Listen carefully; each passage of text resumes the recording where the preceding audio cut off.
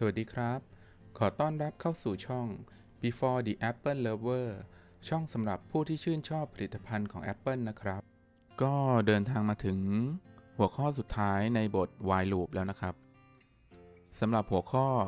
You are always right ความท้าทายของหัวข้อนี้นะครับ เขาจะให้เราเขียนโค้ดยังไงก็ได้ตามรูปแบบที่เราชอบนะครับสำหรับความท้าทาย while loop สุดท้ายนี้นะครับวัตถุประสงค์ก็คือให้เราทำการเปิดสวิตช์ที่ปิดอยู่แล้วก็เก็บอัญมณีนะครับให้เราเลือกใช้ทักษะที่เราได้เรียนรู้มาทั้งหมดในการแก้ปัญหานี้ได้เลยนะครับเราจำได้ไหมครับว่าในการเขียนโปรแกรมเนี่ยหากเรายังไม่เข้าใจในครั้งแรกนะครับที่เราลองแก้ปัญหาก็ไม่เป็นไรนะครับให้เราลองพยายามไปเรื่อยๆให้เราคิดว่าคนที่เขียนโค้ดมืออาชีพแทบจะทุกคนนะครับก็ไม่ได้เขียนโค้ดถูกในครั้งแรกเสมอไปนะครับเป้าหมายของเราก็คือให้เราทำการเขียนโค้ดแล้วก็ปรับแต่งไปจนกว่าโค้ดมันจะใช้งานได้นะครับงั้นเราก็มาลองเขียนโค้ดกันเลยนะครับเรามาเริ่มจากการเขียน while loop กันนะครับ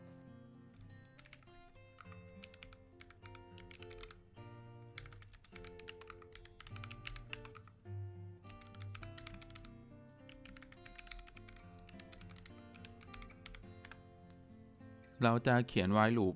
วนนะครับจนกว่าจะเจอบล็อกด้านหน้าแล้วก็ไม่มีอัญมณีนะครับเรามาดู loop while ของเรากันนะครับ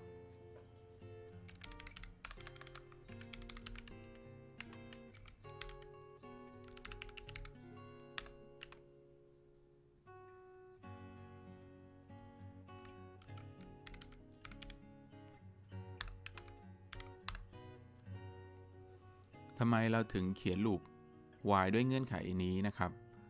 ให้เราลองสังเกตว่าเวลาเราเขียน loop while เนี่ยเราจะเช็คเงื่อนไขก่อนจะเข้าไปทำงานถูกไหมครับในกรณีที่เราเช็ค loop while เนี่ยเราต้องการที่จะรู้ว่าเราจะหลุดออกจาก loop while เมื่อไหร่หรือว่าเราจะสิ้นสุดการทำงานด้วยเงื่อนไขอะไรนั่นเองนะครับให้เราสังเกตว่านะครับเงื่อนไขที่เราเช็คเราจะทำการเช็คเงื่อนไขก่อนเมื่อเงื่อนไขเป็นจริงเราก็จะให้ไบต์เคลื่อนที่ไปข้างหน้า1ช่องด้วยคำสั่ง move forward นะครับอย่างเช่นจุดนี้เราจะเช็คเงื่อนไขก่อนว่าข้างหน้าเนี่ยถูกบล็อกหรือเปล่าหรือว่าเป็นทางตันหรือเปล่านะครับแล้วก็ไบต์ยืนอยู่บนอัญมณีหรือเปล่านะครับซึ่งด้านหน้าเนี่ยไม่ถูกบล็อกนะครับก็คือเป็นเท็จพอเราเอา operator not เข้ามาช่วยเงื่อนไขนี้ก็จะเป็นจริงนะครับส่วนเงื่อนไขที่2 is on gem นะครับที่กระเบื้องแผ่นนี้ไบต์ไม่ได้อยู่บนอัญมณีนะครับตรงนี้ก็เป็นเท็จเมื่อเราเอา not operator เข้ามาช่วยตรงนี้ก็เป็นจริงนะครับเงื่อนไข and ก็คือต้องจริงทั้งคู่ถึงจะเป็นจริงนะครับดังนั้นเงื่อนไขแรกเนี่ยก็จะเข้ามาทำงานนะครับตรงนี้ก็จะเข้ามาทำงานลำดับแรกก็จะทำการ move forward ก็คือเคลื่อนที่ไปข้างหน้า1ช่องแบบนี้นะครับเคลื่อนที่ข้างหน้าไปข้างหน้า1ช่องไปเรื่อยๆจนมาถึงจุดนี้นะครับจุดนี้เนี่ยข้างหน้าถูกบล็อกจริงนะครับข้างหน้าถูกบล็อกจริงแต่เราจะทำการเช็คเงื่อนไขเมื่อไบต์ยืนอยู่ที่จุดนี้นะครับเราเช็คเงื่อนไขที่เมื่อไบต์ยืนอยู่ที่จุดนี้เมื่อไบต์ยืนอยู่ที่จุดนี้ถัดไปก็คือเราจะให้ไบต์เคลื่อนที่ไปข้างหน้า1ช่องก็คือมาถึงที่จุดนี้ถูกไหมครับเมื่อมาถึงที่จุดนี้เนี่ยเราก็จะให้ไบต์ทำการเช็คเงื่อนไขก่อนนะครับ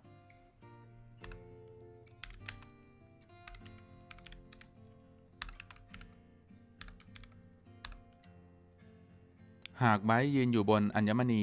เราจะให้ไบต์ทำการเก็บอัญมณีด้วยคำสั่ง collect gem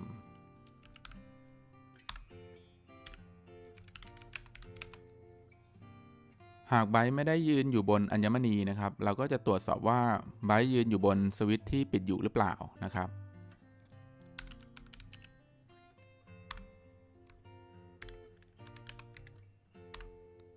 หากไบต์ยืนอยู่บนสวิตช์ที่ปิดอยู่เราก็จะให้ไบต์ทำการสลับสวิตช์ ด้วยคำสั่ง toggle switch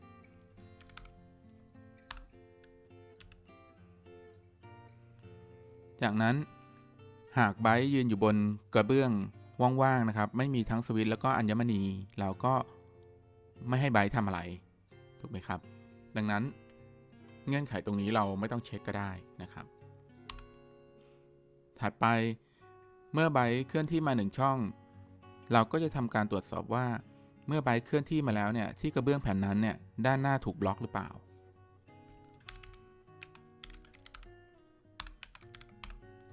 หากด้านหน้าถูกบล็อกนะครับเราจะให้ไบต์เลี้ยวขวาด้วยคำสั่ง turn right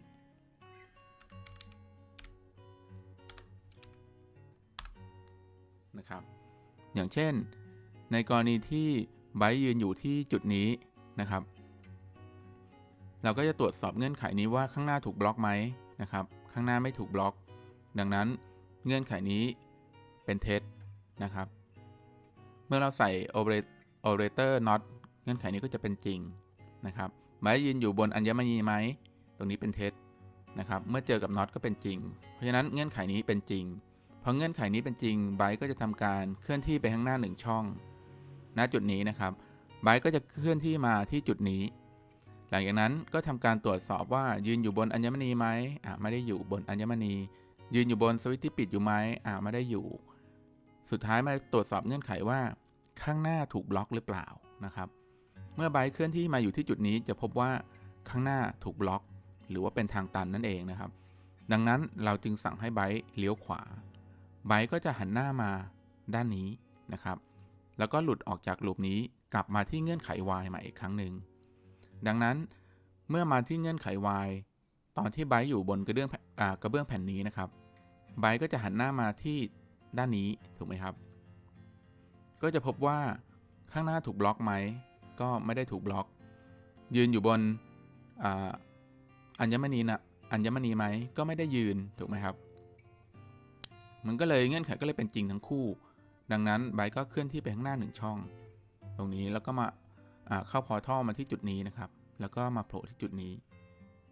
แล้วก็ทำอย่างนี้ไปเรื่อยๆจนมาถึงจุดนี้นะครับก่อนที่จะไปเจออัญมณีตรงนี้นะครับไบต์ก็มาหยุดที่จุดนี้จากนั้นก็จะมาเช็คเงื่อนไขว่าข้างหน้าบล็อกไหมข้างหน้าไม่บล็อกนะครับเป็นเท็จเจอน็อตเข้าไปก็เป็นจริงยืนอยู่บนอัญมณีไหมไม่ใช่ใส่น็อตเข้าไปก็เป็นจริงดังนั้นเงื่อนไขนี้เป็นจริงไบต์ก็เคลื่อนที่ไปข้างหน้า1ช่องถูกไหมครับก็เคลื่อนที่มาจุดที่มีอัญมณีอยู่เมื่อไบต์ยืนอยู่บนจุดที่มีอัญมณีอยู่เนี่ยก็ตรวจสอบเงื่อนไขว่า is on gem หรือเปล่าปรากฏว่า is on gem ถูกไหมครับก็ทำการเก็บอัญมณีด้วยคำสั่ง collect gem หลังจากนั้นก็หลุดมาที่คำสั่ง if is block ตรงนี้ณขณะนี้เนี่ยไบต์หันหน้าไปด้านนี้ด้านหน้าเป็นทางตันก็คือถูกบล็อกถูกไหมครับ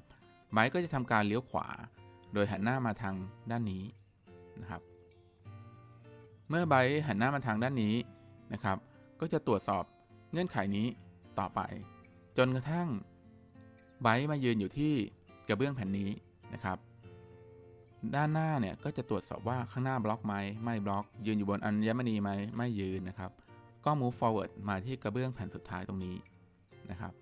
เมื่อมาถึงกระเบื้องแผ่นสุดท้ายตรวจสอบเงื่อนไขนี้ไม่เข้าก็มาเจอเงื่อนไข is block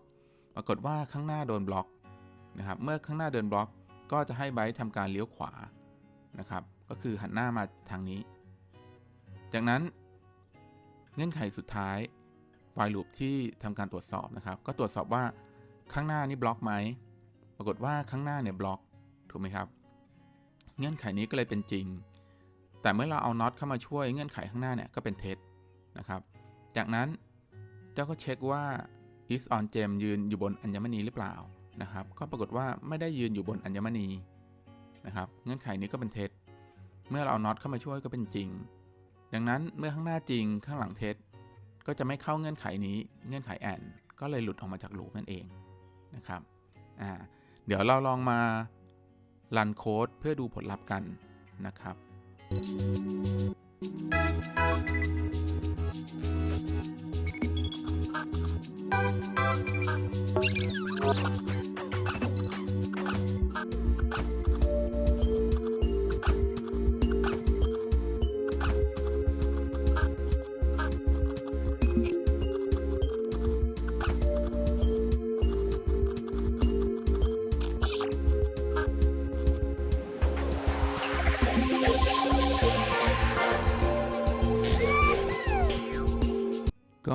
บลงไปแล้วนะครับสำหรับหัวข้อ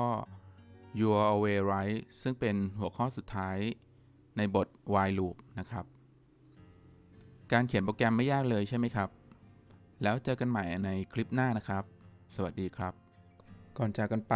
อย่าลืมกดไลค์กดแชร์กด Subscribe เพื่อเป็นกำลังใจและอย่าลืมกดกระดิ่งเพื่อที่จะไม่พลาดคลิปใหม่ๆนะครับสำหรับใครที่มีความคิดเห็นหรือข้อแนะนำสามารถคอมเมนต์ไว้ที่ใต้คลิปได้เลยนะครับขอบคุณครับ